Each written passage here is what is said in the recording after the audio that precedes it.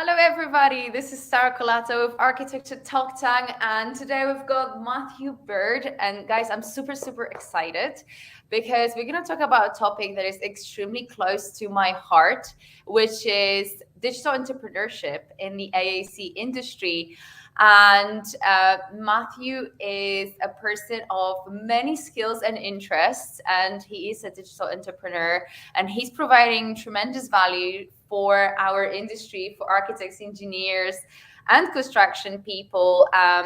With a lot of different tools and a lot of different things that he's doing. So I'm super excited, Matthew, for you to join me on this podcast today and for us to have a little conversation about your life and how did you come about to serving the world the way you do. So thank you so much for joining. Of course. Thank you for having me. Glad to be here and catch up with you. It's been a while in the making.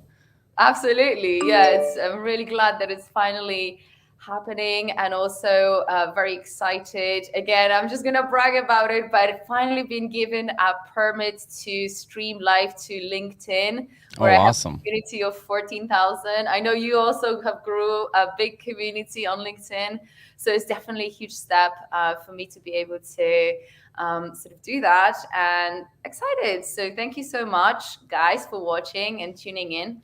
And let's talk a little bit about you, Matthew. You do so many things. I don't even know where to start. So perhaps the best thing would be if you just tell us how this whole thing kind of came about. I understand you're a designer yourself, but right now you're doing so many interesting things. And I could mention them, but I think I'll leave them to you.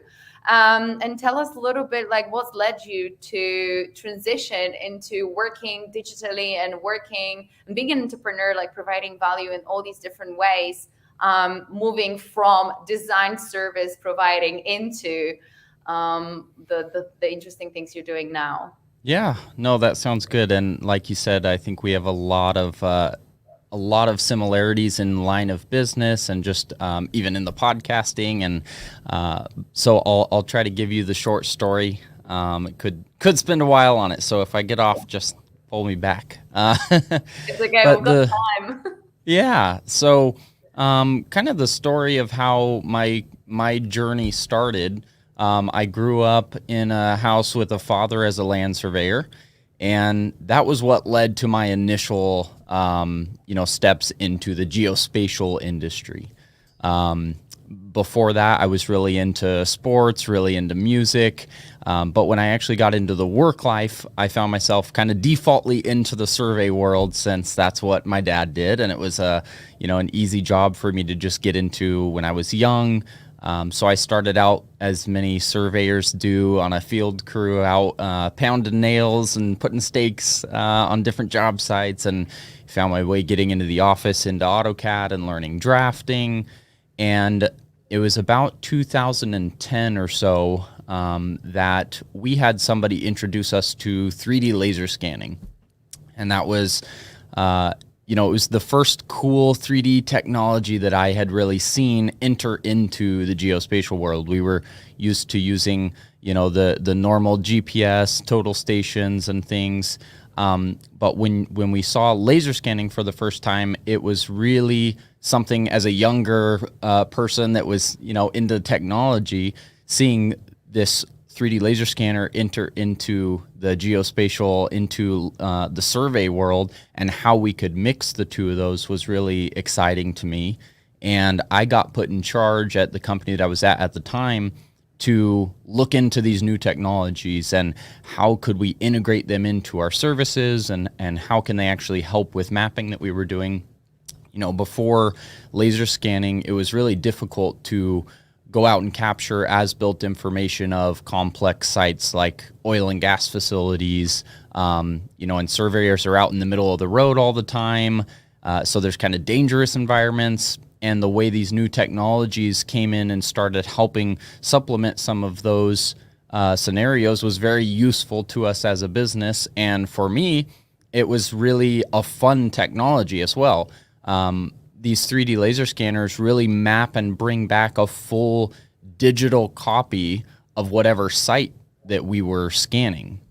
So it was almost turning a real world environment into, a video game, into a gamification. It was a digital copy of it, and you could fly through the, facility, and you could go in and look at different pieces.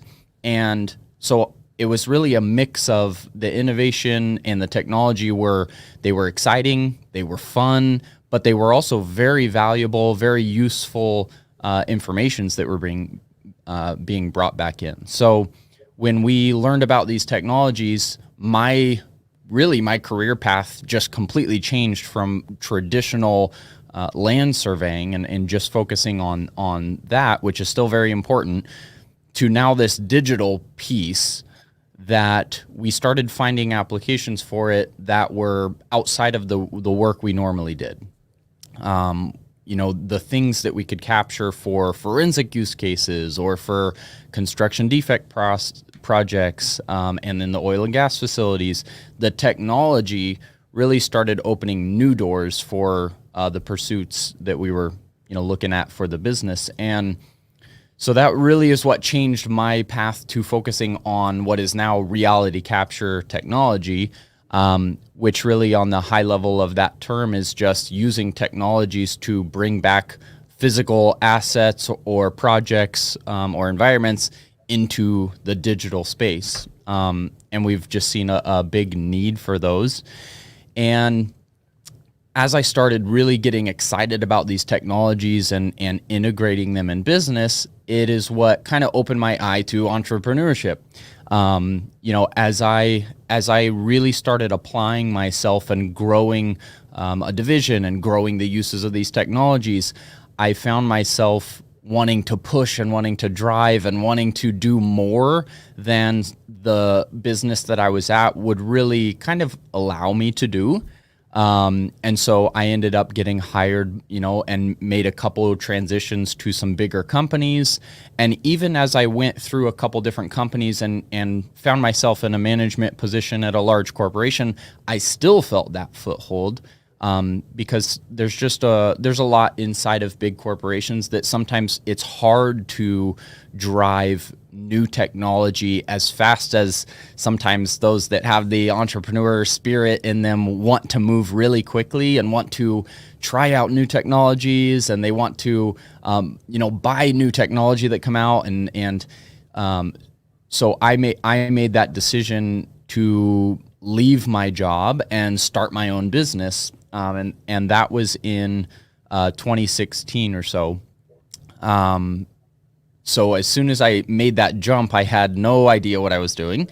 But I found that I knew the technology piece, I knew the actual service, and I found that one thing I did very well was networking and building relationships and treating clients well. And so I was fairly confident that if I was to leave and start a business, I would find work and be able to start growing that. And I didn't know anything about actually building a business. I had no business experience. I had no funding, anything like that. So it was definitely an interesting journey. But it's been, just over 5 years now, and we've grown quite a bit. And we do the whole actual traditional land surveying as well now in California in the States. And then the technology piece, our focus, sometimes people are focused on a specific industry. They'll utilize laser scanning for mechanical engineering and oil and gas facilities, or they'll use laser scanning and digital modeling for architecture. The focus that we have when it comes to these technologies is we're trying to be a support to all of those industries. We've found the value of using laser scanning, doing 3D mapping, using UAV and drones for mapping, creating 3D models so that engineers, designers, architects, mechanical engineers, forensic documentation, all of these different industries that can use these technologies. So our goal has been to push and figure out how to utilize them, what deliverables to create, and really support the growth of these technologies through all the industries as opposed to kind of just a specific industry.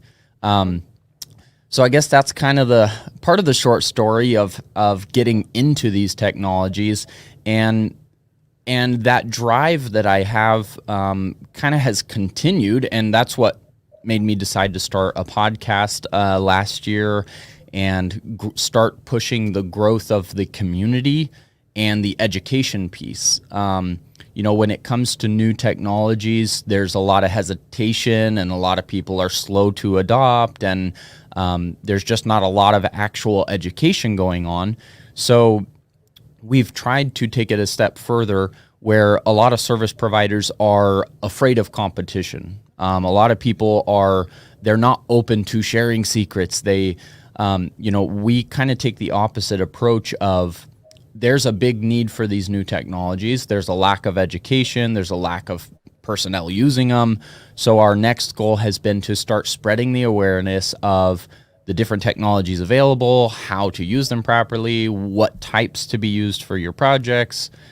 So on top of doing the service, now we try to educate other people on why it's important to use it. If they want to do it themselves, trying to educate on it, and then just being a support as they move forward in it.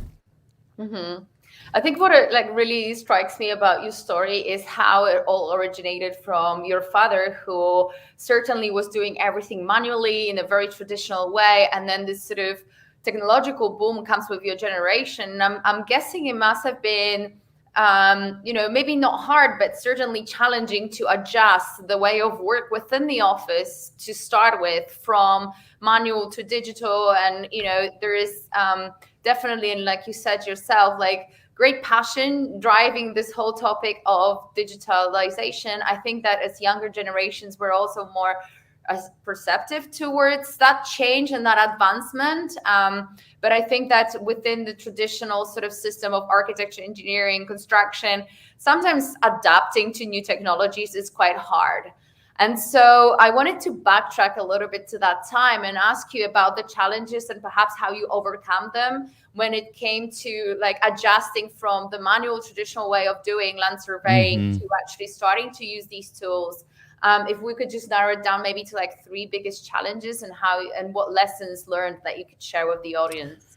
Yeah. I think in general, there's definitely hesitation to new technologies, and when it came to adopting it internally, and it's still something that we see being a struggle now. Even as we've had, employees that we've hired, we've had people that have had a hard time coming into these new technologies because they've been so used to seeing things done a certain way.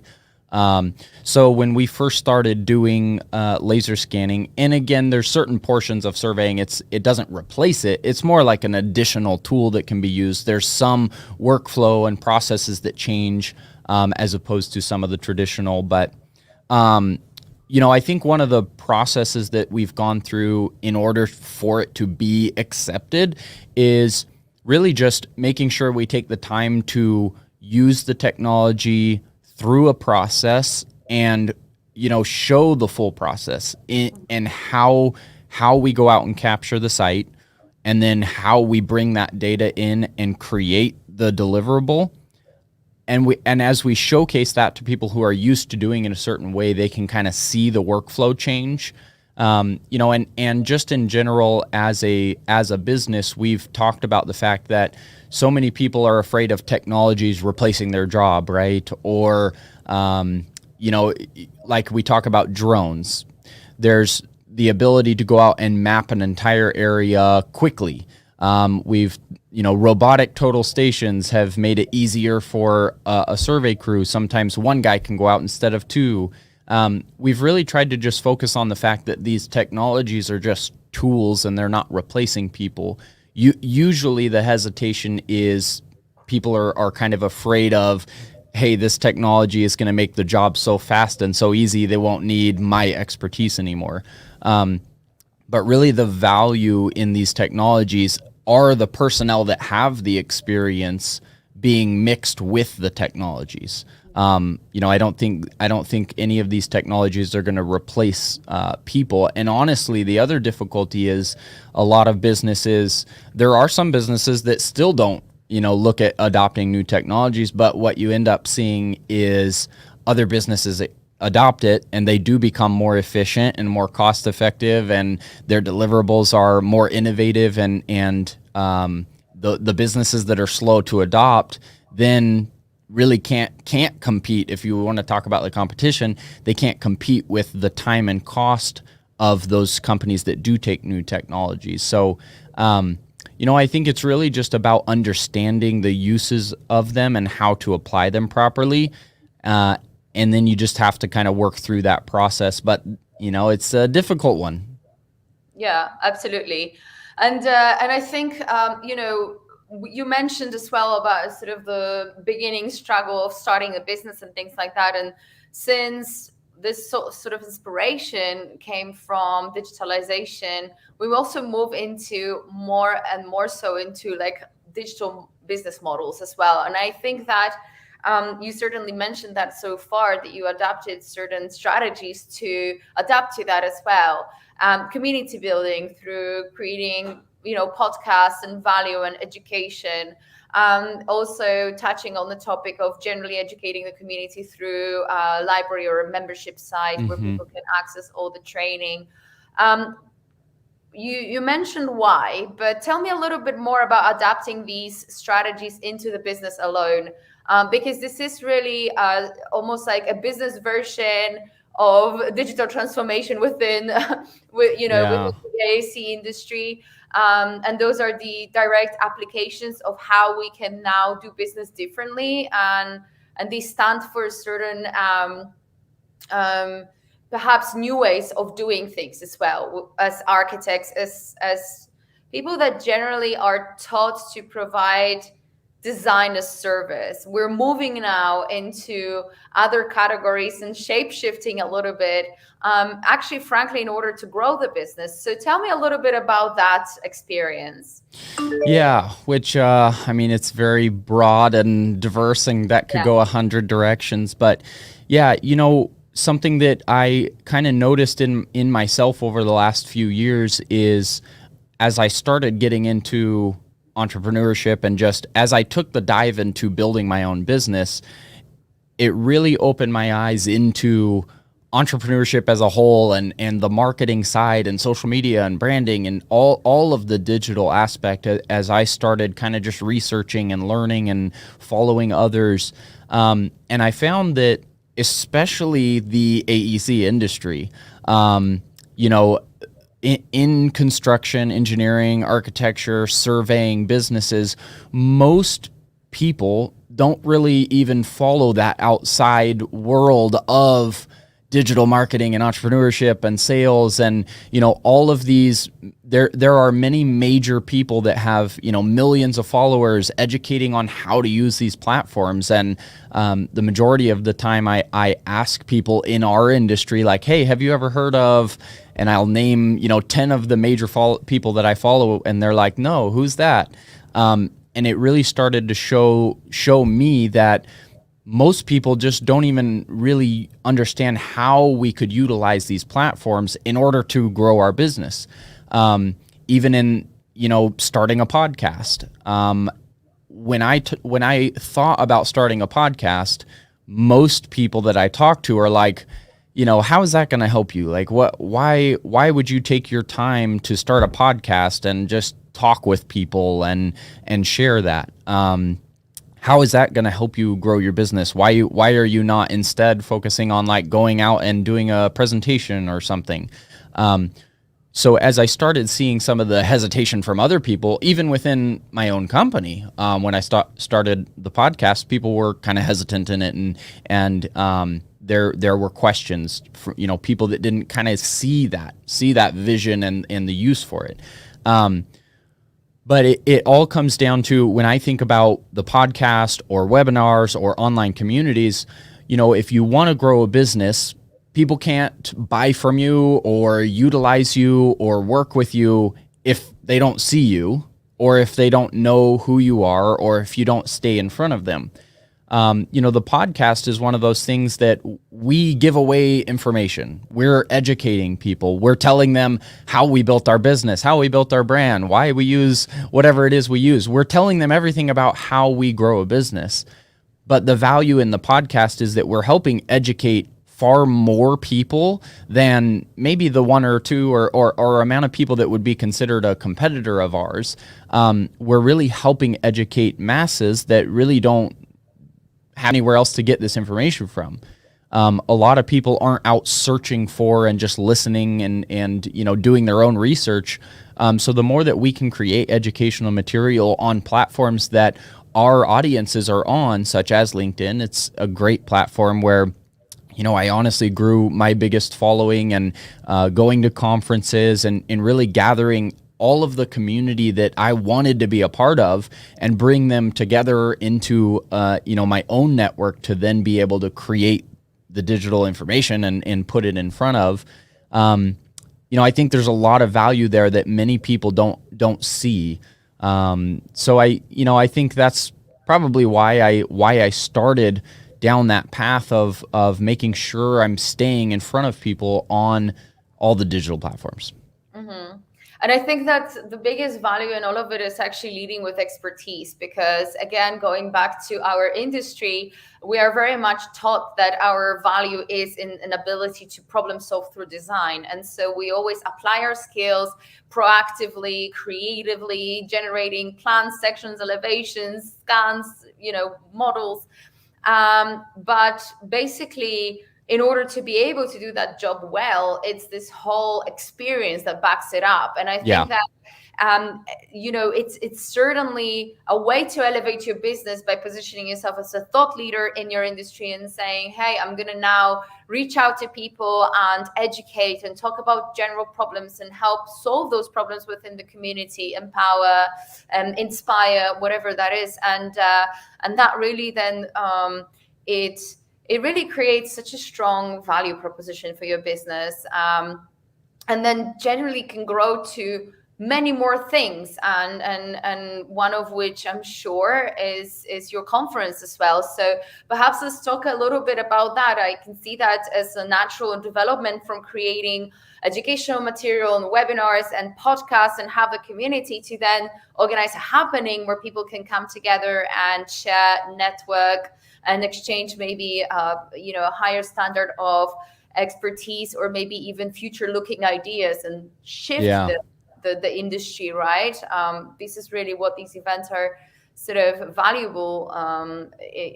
This is where the value is. So tell me a little bit about the conference.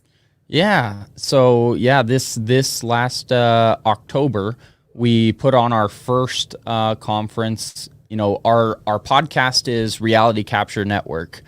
And when we started that and I kind of came up with the idea of the name, the reason I put network in there, so it's Reality Capture Network, is because when I very first started it, even though the initial focus was a podcast, I knew that ultimately we wanted to build it into a community and that we were going to do more with it. And, when you start something new, you start a business, you're kind of on that journey. Sometimes it's not all ironed out up front. I didn't know what all we were going to do with it, but I knew it was going to be more than just the podcast. That's why we named Network in there. So the idea is we do want to build that community where people can communicate together, they can learn together, they can collaborate with each other. We work with and support projects to a lot of people that are in our community, even to people that most people would consider a competitor of ours, because we are just so open and honest and sharing, and we aren't the people that are going out trying to steal everybody's clients or backstab people. We're very just genuine in the fact that, hey, if you want our support, we'll help you. If you don't, that's okay. If you want to do it yourself, it's created the atmosphere that even our competitors come to us to work with them. So as we started the podcast, we started the education and the discussions. We then did, like you said, it kind of seemed like a natural fit. Hey, especially right now, there was a lot of major conferences that were put off and nobody was getting together in person. And we kind of felt like it was a good time to do so. Things were open here around us. So we decided, okay, let's try this out and see what happens. We'll put on our first in-person conference and invite people from our community to come and we had a overwhelming response. We had a couple hundred people together for this first event. We had about 25 speakers and panelists from all around the country, different. We actually had people from 4 countries. So it was very surprising and just an exciting time as well. And it's a big part of what we plan to continue to do as we move forward is, create the in-person experiences as well as the digital. So, for example, we recorded and filmed all of the presentations and panels from our first conference, and we then made them available to watch in our education center on the Reality Capture Network website. So people that couldn't go in person, they can still go and watch the presentations, and it'll be a chance for them to hear what each of these construction and architecture and surveying and laser scanning companies had to showcase as far as the technology itself and use cases for projects. So our goal is to kind of continue that. We want to gather digital information into the education center and continue to host the in-person. As much as I love virtual meeting and podcasting and webinars, the gathering in person to me is like you can't replace it. When you get on a Zoom call or a web meeting, you're on it for half an hour or an hour or a couple hours or a virtual conference, but getting to spend like a couple days together and just sit and talk. And to me, especially building a business, that has been one of the most valuable things, is relationship building. So really love the physical conference as well.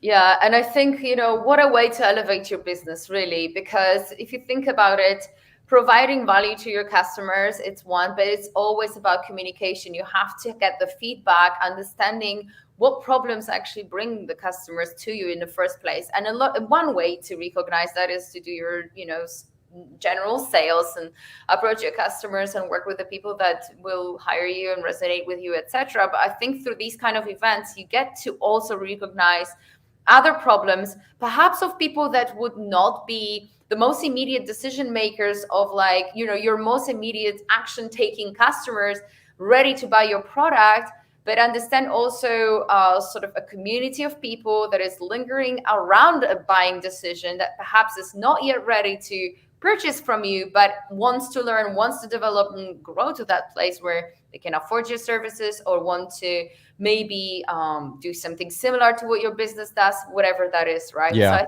think by providing that value, by coaching, training, creating a platform for other people also to come and share, it's almost elevating the industry to the next level. It's really thinking about the future. Where are we going together? And actually starting conversations of problems that go deeper and beyond the immediate way in which you can serve your customers and the immediate service that your business provides. Yeah.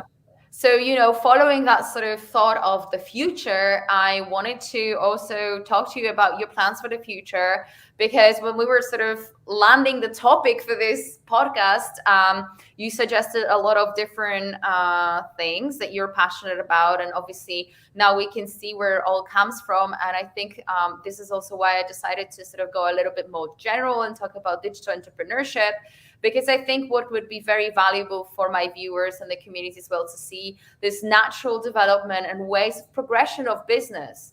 Guys, from physical, from traditional way of providing business to moving through all these different spectrum of digital tools and transformation, all the way to growing a community, providing value education. And then what's the future for you, Matthew?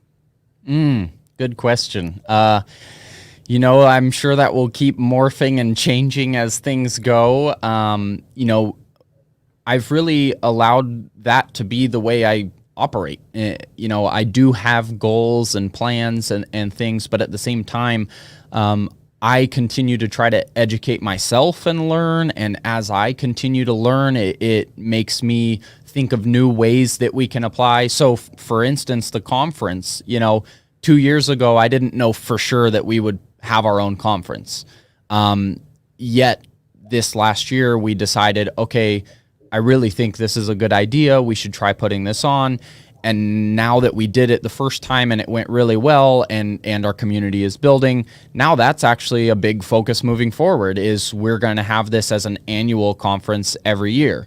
But 2 years ago, I didn't know that. So I myself want to continue to learn and educate and use all of the things that I learned to morph the decisions I make moving forward. But right now, our focus is really still around the services of reality capture, and specifically, using laser scanning to capture sites. And then one struggle that a lot of companies have is, after they get the data from laser scanning or drones, any of that LiDAR data, the point clouds, how do they turn that into something that they can use for their business? Even though we've been doing that for a long time, and to me it seems simple. A lot of people ask me, like, what's the big future thing? I still say it's those simple things, because the market is still barely adopted those. Yet we're starting to see them be requirements on airport projects and military projects and every construction job. As we move forward in the next few years, every project is going to have some portion of laser scanning and point cloud use and scan to BIM and all of these services. And there's honestly not enough providers to actually support that work. So there's a huge opportunity with the laser scanning and the modeling and the analysis of the point cloud data.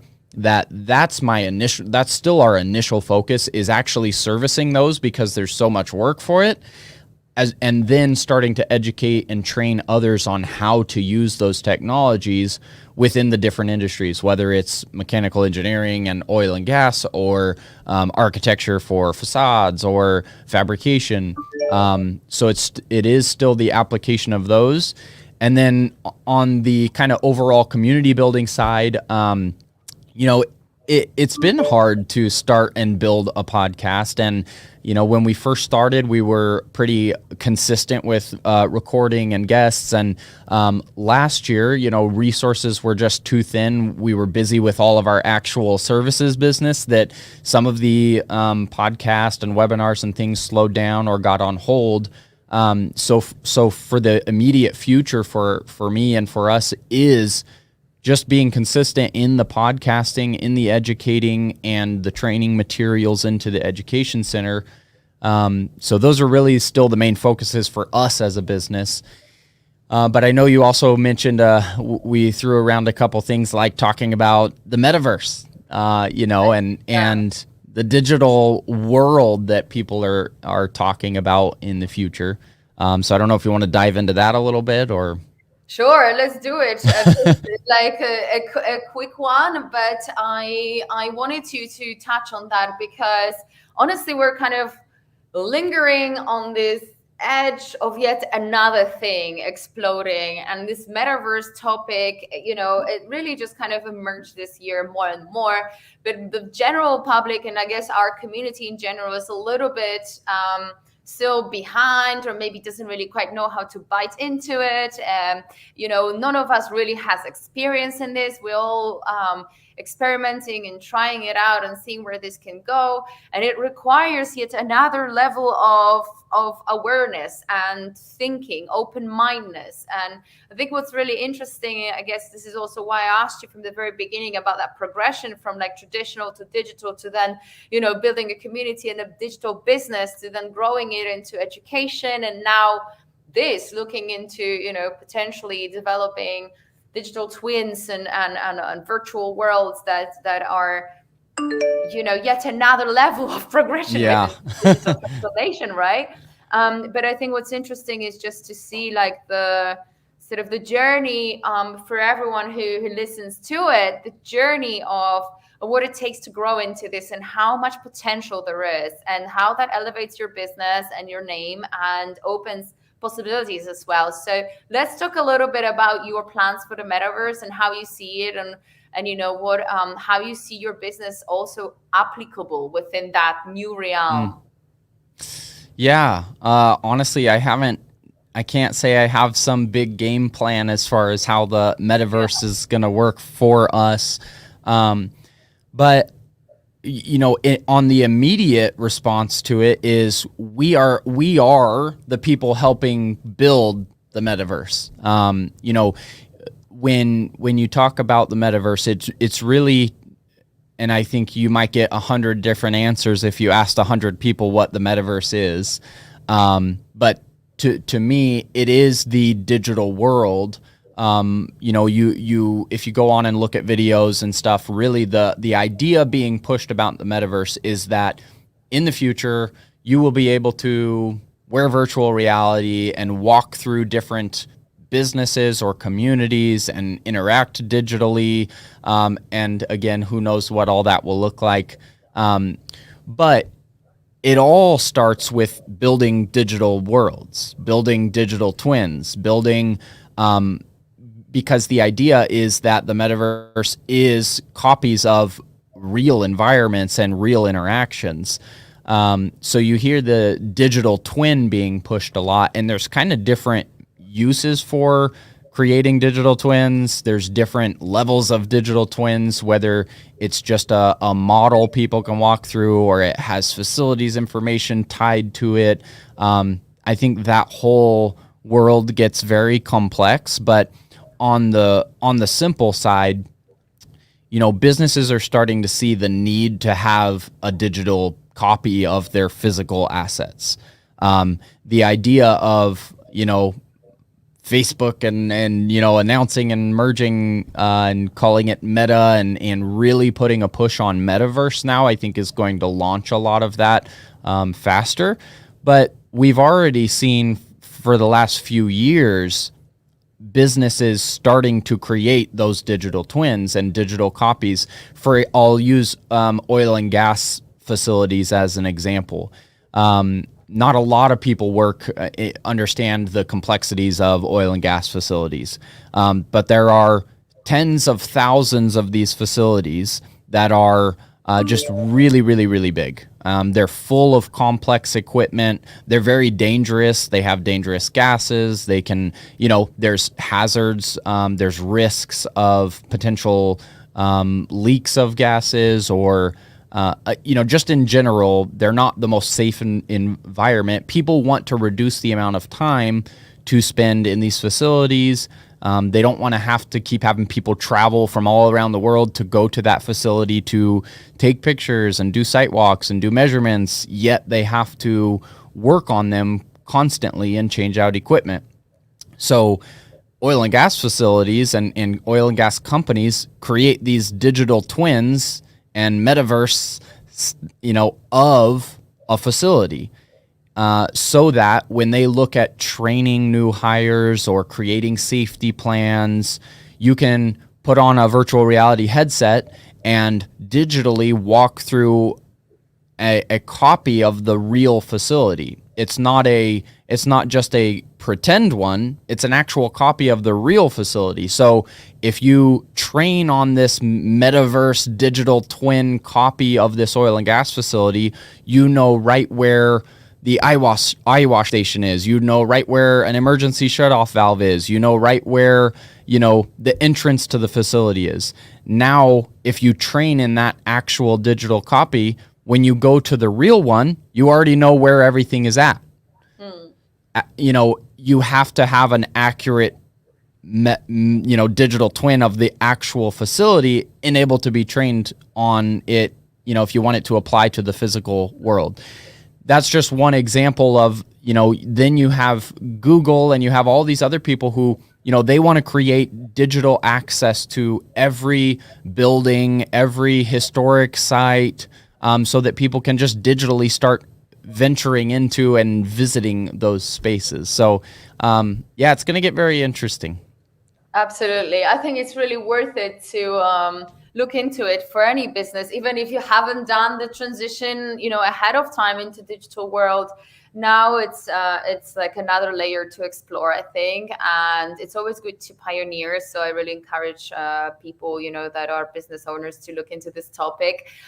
We will cover some more of that topic as well in the next few months. I have guests coming to talk about NFTs and architecture and stuff like that, guys. So for all of you, especially from my network on LinkedIn, if you guys are watching this, you can find all the episodes on sarahcolata.com/architecture talk tank, or you can go to YouTube, Sarah Colata, and we have over 50 episodes of this podcast with different guests that joined me last year to talk about interesting topics. And Matthew, thank you so much for joining me today and sharing your life and your story and business and everything with my audience. The links to find Matthew online are provided already in the description to this podcast, guys. But either way, let's just say it. Matthew, where do people go to find you or connect? Oh, thank you. Yeah. So same with you. I love connecting on LinkedIn. So you can find me just by looking up my name there. And then the two websites for, the two businesses that we kind of do with the Reality Capture Network and Nexus are nexus3d.com. And then the one that we really want to push for building the community is realitycapturenetwork.com. Excellent. Brilliant. Thank you so much. And thanks for joining. And I'll see you all soon. Okay. Thank you very much. Have a good one. Thank you.